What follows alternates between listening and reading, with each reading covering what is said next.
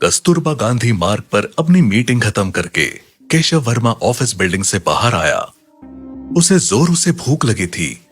वो आज सुबह ही यमुनानगर जगाधरी से दिल्ली इस मीटिंग के लिए आया था।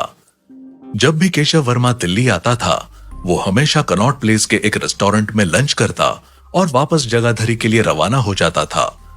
आज भी उसी रेस्टोरेंट में जाने के लिए केशव ने टैक्सी पकड़ी थी, लेकिन रास्ते में उसे एक नया छोटा सा रेस्टोरेंट दिखाई दिया, दिल्ली रेस्टोरेंट।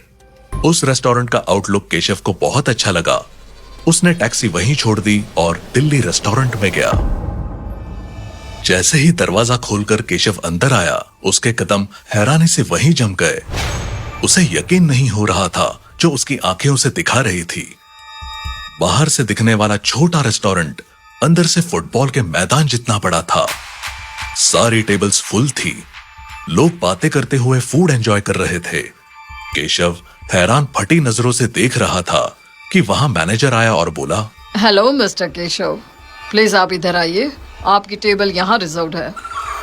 मेरी टेबल यहाँ? पर मैंने तो कोई रिजर्वेशन नहीं करवाया। और इसको मेरा नाम कैसे मालूम? मैनेजर, आपको कोई गलतफहमी हुई है।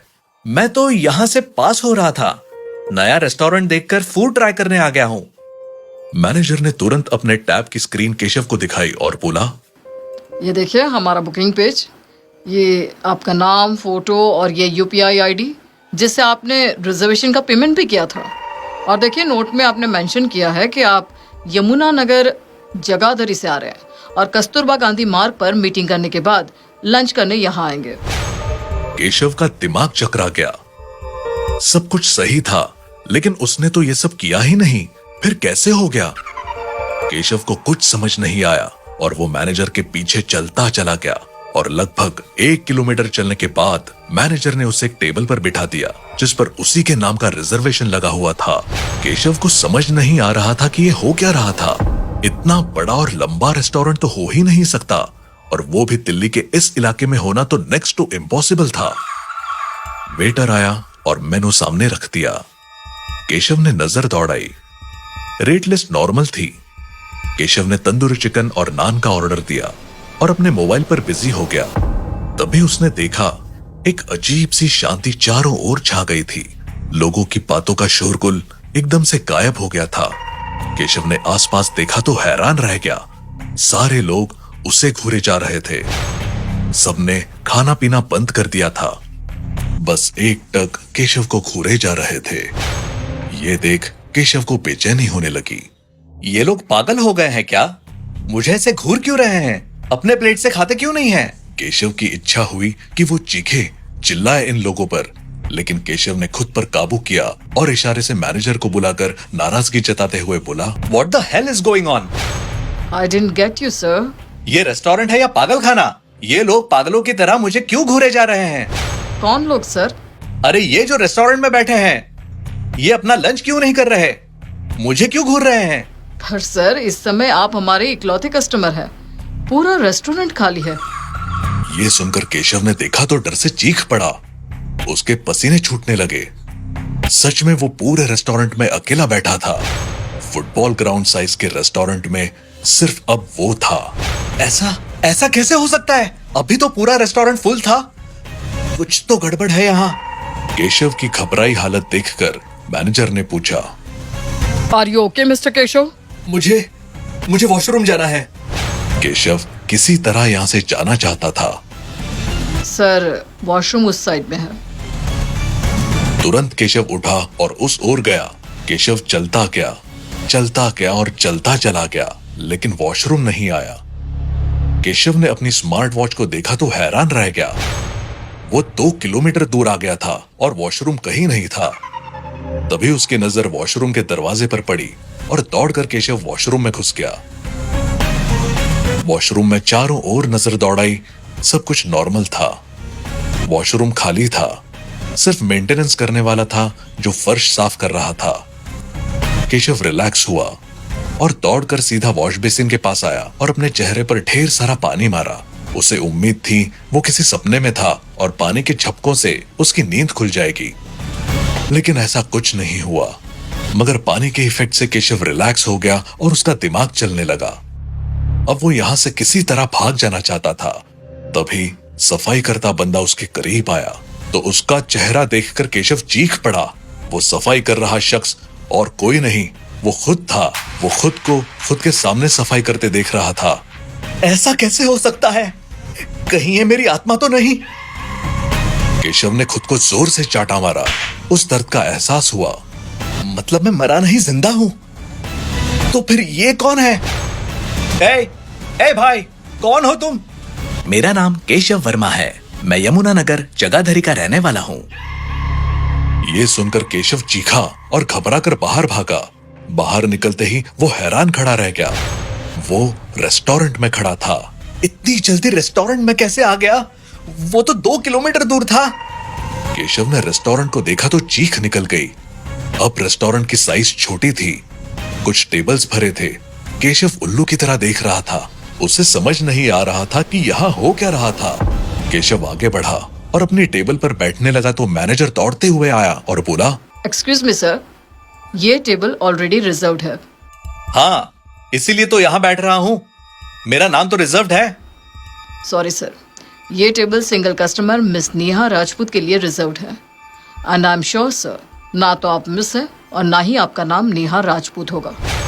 ये क्या बकवास कर रहे हो? अभी तो तुमने मुझे यहाँ बिठाया था, मेरा रिजर्वेशन अपने टैब पर दिखाया था, और अब तुम ये कह रहे हो मेरा रिजर्वेशन नहीं है। अपने किचन में जाकर देखो, मेरे नाम का ऑर्डर भी होगा, तंदूरी चिकन और नान का। तंदूरी चिकन? सर, ये प्योर वेज रेस्टोरेंट है। केशव चीखते हुए बोला, क्या? This is impossible. तुम लोग मेरे साथ कोई गेम खेल रहे हो क्या? कभी ये रेस्टोरेंट छोटा हो जाता है, कभी बड़ा हो जाता है। ये हो क्या रहा है यहाँ पर? सर, ये देखिए, आपके नाम का कोई रिजर्वेशन हमारे रेस्टोरेंट में नहीं है।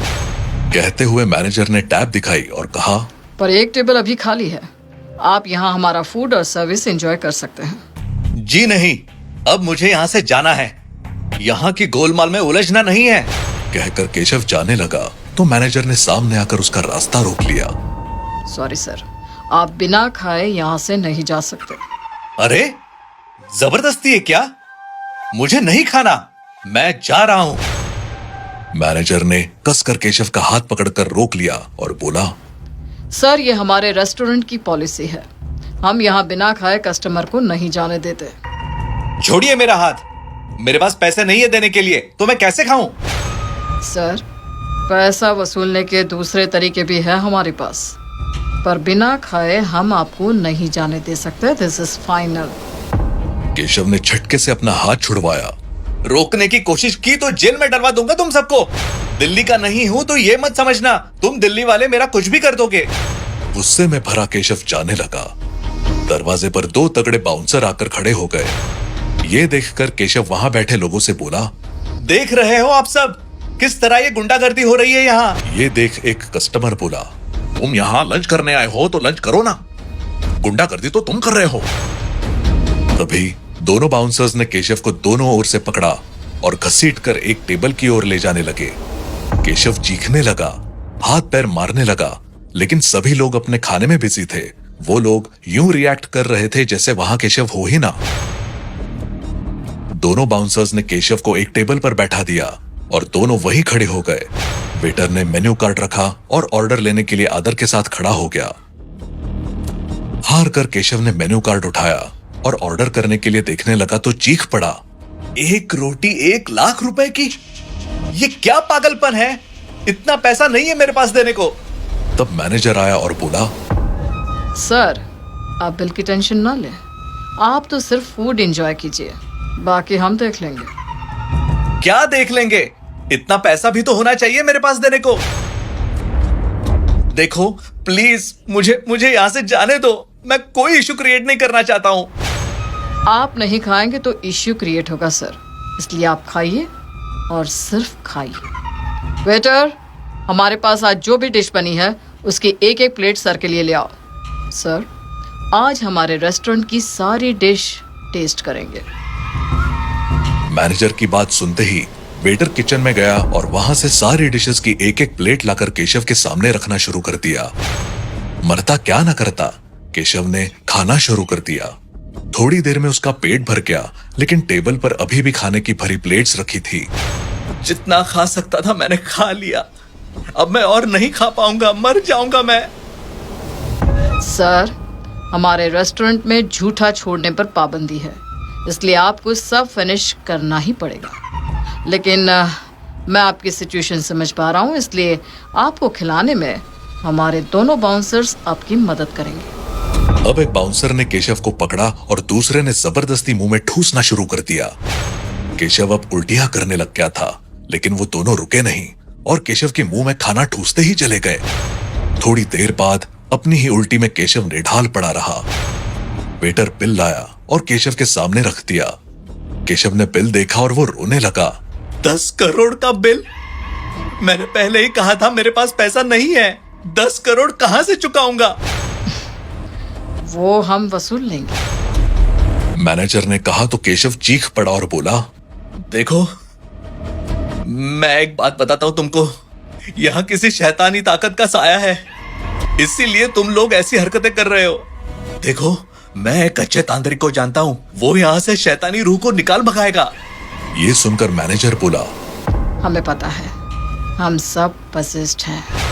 उस शैतानी काली ताकत के कहने पर हम ये सब कर रहे हैं। अब उसी ने कहा है, जब तक केशव वर्मा फ्रॉम जगाधरी यमुनानगर अपना बिल नहीं चुका देता, वो इस रेस्टोरेंट में काम करता रहेगा। वेटर, सर को वॉशरूम में ले जाओ। अब से बिल चुकता होने तक मिस्टर केशव वॉशरूम को क्लीन करने का काम करेंगे। तब से लेकर आज तक केशव वर्मा हॉन्टेड दिल्ली रेस्टोरेंट के वॉशरूम को क्लीन कर रहा है।